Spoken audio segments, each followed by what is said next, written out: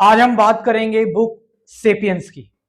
युval नोआ हरारी ने इस बुक को लिखा है और इस बुक को कहा जाता है कि ये जो है वो नास्तिकों की भगवत गीता है। ये बुक नास्तिकों की बाइबल है। रिचर्ड डॉकिंस ने और युval नोआ हरारी की जो बुक्स हैं, इनकी बुक्स ने दुनिया भर में बहुत सारे नास्तिक बनाए हैं। सो वैली मैं मजाक कर रहा हूँ। ना ही नास्तिक गलत है, ना ही आस्तिक गलत है। आपका जो भी मानना है, आपका जो भी बिलीफ है, आपके अंदर जो भी रैशनैलिटी है, जो भी लॉजिक्स है, आपका उसका अधिकार है पूरा। तो यहाँ पर जो है वो सेपियंस की अगर हम बात करें इस बुक की, तो इस बुक में ह्यूमन की कंप्लीट हिस्ट्री बता रखी है। एक जो ह्यूमन है, इंसान जो है कि उसकी कब से शुरुआत होती है और शुरुआत होते होते कैसे कैसे वो फूड चेन का राजा बन जाता है। फूड चेन के राजा पहले कौन थे? शेर वगैरह, शेर लॉयन वगैरह। तो कैसे ह्यूमन जो है वो फूड चेन का राजा बन जाता है, कैसे इस वर्ल्ड को रन करने लगता है, इस बारे में बताया हुआ है सेपियंस बुक में। मैं आपको बताना चाहूंगा कि ह्यूमंस जो थे वो, जैसे हम देखते हैं ना आसपास बंदर चलते हुए, ऐसे ह्यूमंस थे एक टाइम पर। ह्यूमंस के जो पूर्वज थे वो एप्स से आए हैं हम लोग, यानी कि बंदर वगैरह हो गए, चिंपैंजीज वगैरह हो गए।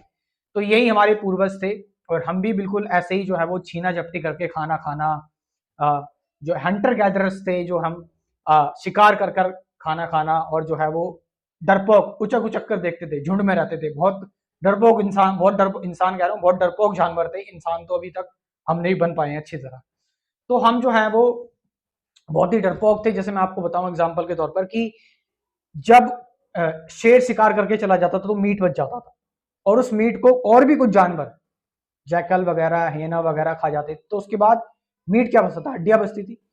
तो ह्यूमंस उसका इंतजार करते थे कि कब शेर, तो बहुत बड़ी बात हो गई, कब ये हियना जैकाल वगैरह भी चले जाएं, उसके बाद हम इन हड्डियों को तोड़कर इनमें से बोन मैरो निकाल कर खाएं।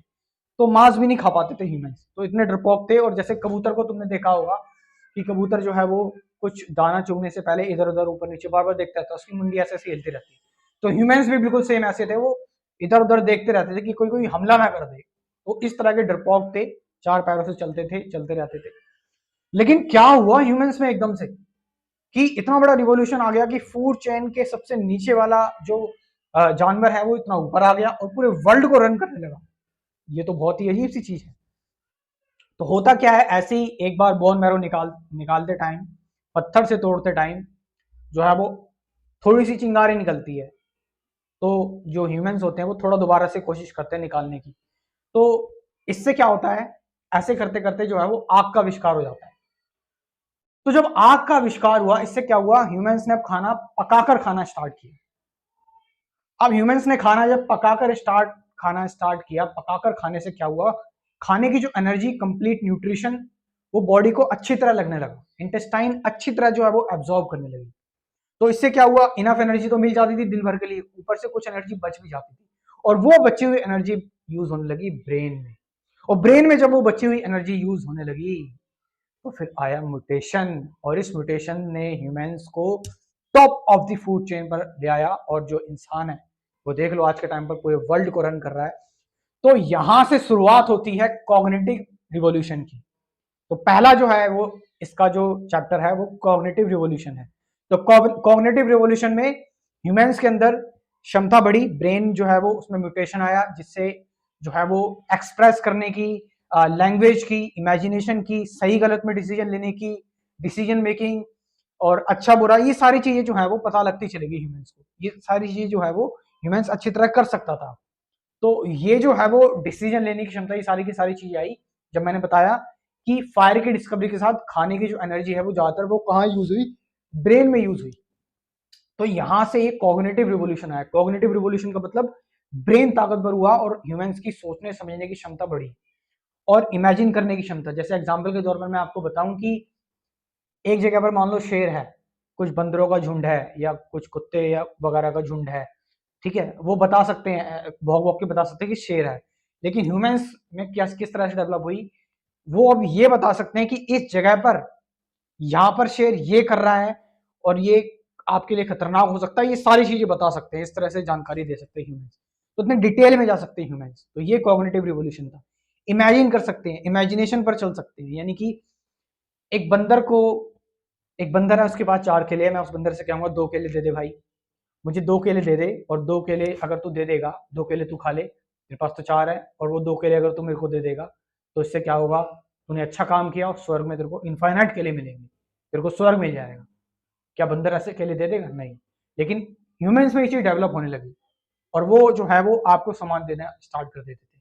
तो ये इमेजिनेशन, फिक्शन, गॉड के बारे में ये सारी चीजें जो है वो पता लगी होमो सेपियंस बुक में, जो कि मैंने बताया कॉग्निटिव रिवॉल्यूशन, युval नोआ हरारी बताते हैं।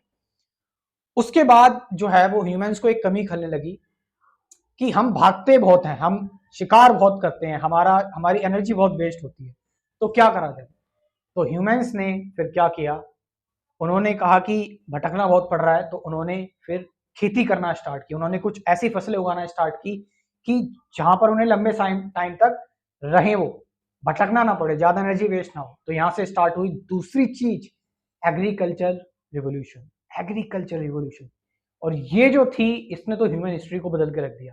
तो यहाँ पर अब ह्यूमंस को जो है वो एग्रीकल्चर रिवोल्यूशन में एक जगह पर काफी टाइम तक रहना पड़ता था, खेती करनी पड़ती थी।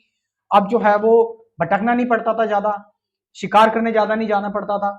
अब क्योंकि और खाना भी पर्याप्त मात्रा में मिलने लगा, क्योंकि अब खाने के लिए स्टोर करके रखने लगे, खाना लंबे टाइम तक रहता है खाना। इससे क्या हुआ, पॉपुलेशन ग्रोथ बढ़ने लगी, पॉपुलेशन बहुत ज्यादा बढ़ने लगी। अब जो है वो ह्यूमंस को सोचने समझने का और टाइम मिला। तो अब इन्हें सोचने समझने का टाइम मिला, जो है वो पॉपुलेशन धीरे धीरे करके बढ़ने लगी। अब जैसे जैसे पॉपुलेशन बढ़ने लगी, पॉपुलेशन बढ़ने के बाद क्या हुआ कि अब इन पॉपुलेशन के बीच में झगड़ा भी होगा। तो लेकिन हमने एक चीज देखी कि ह्यूमन जो है वो कॉपरेट करते हुए चलते हैं, कॉपरेशन। ये चीज कैसे आई ह्यूमंस के अंदर, कॉपरेशन। तो कॉपरेशन आई इमेजिनेशन से, लिमिटिंग जो बिलीफ्स होते हैं उनसे आई ह्यूमंस के अंदर। जैसे गॉड, मैं भी हिंदू धर्म को मानता हूँ, तुम भी हिंदू धर्म को मानते हो, एक दूसरे को जानते नहीं है पर्सनली, एक दूसरे को नहीं जानते, लेकिन एक हिंदू धर्म को मानते हैं। तो क्या हुआ, चल भाई एक दूसरे के साथ काम करने लगे। हम जो है वो, तेरे को नहीं जानता मैं, तू मेरे को नहीं जानता, लेकिन हम कॉमन एक मिथ शेयर करते हैं, हम कॉमन बिलीफ शेयर करते हैं। यानी एक इंडियन जब दूसरे इंडियन से विदेश में मिलता है, तो उसे बिल्कुल अपना समझता है। क्यों? क्योंकि वो भी इंडियन है, और जो पर्सन मिल रहा है वो भी इंडियन है, दोनों इंडियन है। तो यहाँ पर क्या है, इंडिया एक्चुअल में फिजिकली इंडिया तो नहीं है, वहां पर आस पास आया, कहाँ है, इमेजिनेशन में है। तो यहाँ पर इमेजिन करने की जो क्षमता जो है वो ह्यूमंस के अंदर आई, तो इससे क्या हुआ, लोग इकट्ठे होने स्टार्ट हुए। आज के टाइम पर हम देखते हैं बहुत सारे इमेजिनेशन के ऊपर चीजें डिपेंड है, ह्यूमन राइट्स लोग लेकर आते हैं। ह्यूमन राइट्स, फिजिकली कोई ह्यूमन राइट्स एग्जिस्ट नहीं करता, बट इमेजिनेशन में ह्यूमन राइट्स पे काम करो, लोगों का भला करो, स्वर्ग नरक एक्चुअल में किसी ने नहीं देखा, भगवान को एक्चुअल में रियलिटी में किसी ने भी फेस नहीं किया, देखा नहीं है, बस भगवान है, उसके नाम पर बड़ी बड़ी ऑर्गेनाइजेशन बन जाती है, जो है इतना सब कुछ हो जाता है। तो कॉपरेट करने की क्षमता, मनी, सारी स्टोरी है, मनी एक सक्सेसफुल स्टोरी है, मनी सबसे ज्यादा सक्सेसफुल स्टोरी है। यहाँ पर आप किसी भी स्ट्रेंजर को कुछ मत कहो, चुपचाप एक नोट पकड़ा दो और वो आपको चुपचाप खाने का सामान पकड़ा देगा, कोई बहस नहीं, कोई बात करने की जरूरत नहीं है, स्टोरी है मनी में, एक पीस ऑफ पेपर और कुछ नहीं है फिर भी। लेकिन देखिए, तो यहाँ पर कॉपरेट करने की कैसे क्षमता बढ़ी, कॉग्निटिव रिवोल्यूशन हुआ, उसके बाद एग्रीकल्चर रिवोल्यूशन। एग्रीकल्चर रिवोल्यूशन से जो है वो पॉपुलेशन बढ़ी, और पॉपुलेशन बढ़ी तो लोग जो है वो एक दूसरे के साथ जो है वो कॉपरेट करना स्टार्ट कर दिया, और कॉपरेट करना स्टार्ट कर दिया क्यों, इमेजिनेशन के बलबूते पर। तो यहाँ पर इसके बाद अब ह्यूमंस को और भी टाइम मिला, अब वो करने लगे एक्सपेरिमेंट। अब वो एक्सपेरिमेंट करने लगे, बड़े बड़े बम बनाने लगे, यानी एटम बम बनाने लगे, चीजों को बदलने लगे और ठीक करने लगे, अपने आप को थोड़ा और आराम देने लगे। सेलफोन की डिस्कवरी हुई, एरोप्लेन की डिस्कवरी हुई, मशीनों की डिस्कवरी हुई। तो ये था साइंटिफिक रिवोल्यूशन।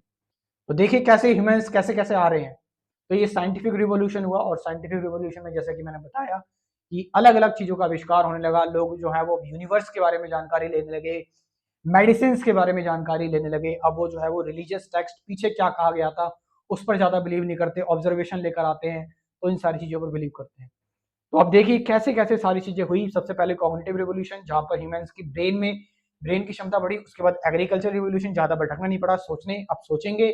उसके बाद साइंटिफिक रिवोल्यूशन, और अब ह्यूमंस जो देखना एक टाइम बाद सुपर ह्यूमंस बनेंगे, रोबोट्स आएगा, आर्टिफिशियल इंटेलिजेंस जो है वो, बहुत तरह की नैनो टेक्नोलॉजी, जीन्स को मॉडिफाई करना पड़ेगा, बायोटेक्नोलॉजी, बहुत तरह की चीजें आने वाली हैं। और इन सब के बारे में मैं आपको वीडियोस बनाते हुए आपको अवेयर कराता रहूंगा। तो यहाँ पर ये है सेपियंस बुक की समरी। इसके बाहर कुछ भी नहीं है, अगर आप पढ़ोगे सेपियंस बुक में, इसके बाहर कुछ नहीं है। पढ़ी हुई है पूरी सेपियंस बुक मैंने, ये ली यार, this is the book sapiens. तो यहाँ पर जो है वो ये बुक है सेपियंस। तो आपका इसके बारे में क्या कहना है? अगर कुछ पूछना है तो कमेंट में जरूर रिप्लाई करें।